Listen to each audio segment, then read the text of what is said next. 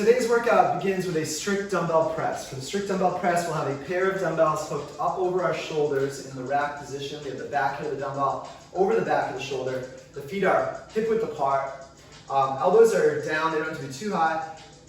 For the strict press, you're going to be squeezing your butt, squeezing your abs, squeezing your feet into the floor, and just press with your arms. Arms high and back. When you get those upper arms behind the ears at the top. When you get a straight line from your knuckles down to your ankles. From there, bring it back to the shoulders, and do another rep. Make sure you're touching your shoulders with those dumbbells each time. If you only have a single dumbbell, a kettlebell, a loaded bag, you can use any of those items. For the single dumbbell, it's horizontal across the chest. This could also be a kettlebell where you're holding the sides of the handles. This could also be like a loaded bag where you're just holding it at its sides.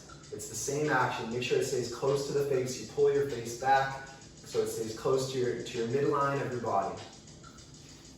Our second movement today is the pistol squat. For the pistol squat, we're going to be standing on one leg and squatting. We extend one leg out, we keep the toes up, we squat down and drive up to standing. We get that hip lower than the knee at the bottom, arms reaching forward.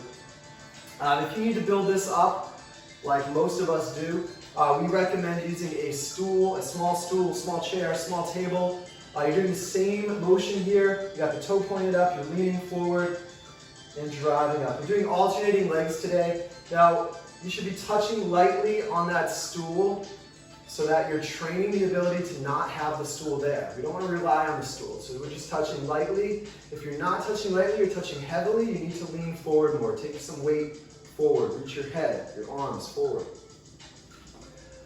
Our third movement today is the bent over row. We're going back to the dumbbells. Hold them at our sides, feet are about hip width apart. We push our hips back and we get into a deadlift position. So a slight bend in the knees, a flat back. We want to get the back as parallel to the floor as possible. From there, we let our hands drift out in front of us, just relaxing the lats there, that's natural. From here, we pull the shoulders down and back, elbows in, and that's a good row. Keep rowing. You want to get your dumbbells basically to come in by your ribs, maybe down by your belly button level. The main thing is don't shrug your shoulders. Pull your shoulders away from your ears, down and back. Same thing with the shoulder blades.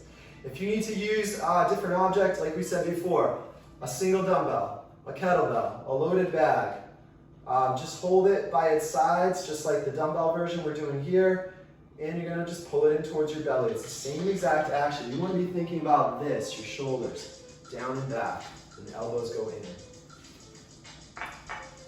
Our fourth and final movement is a plank, knee to chest, alternating knee to chest. So we're in a nice plank position. That's the first step. Get a good plank. You want to be sucking your stomach in, not letting things sag. Sucking your stomach in, squeezing your butt, push the floor hard. From there, we pull our right knee up into our chest, right into the center of the chest, keeping those hips down. Bring it back to plank, pull the left knee into the chest, keeping the hips down. Just alternating like this. We're not going fast, we're going slow and methodical, sucking those knees in, trying to get a good contraction in the abs there. Have a great workout.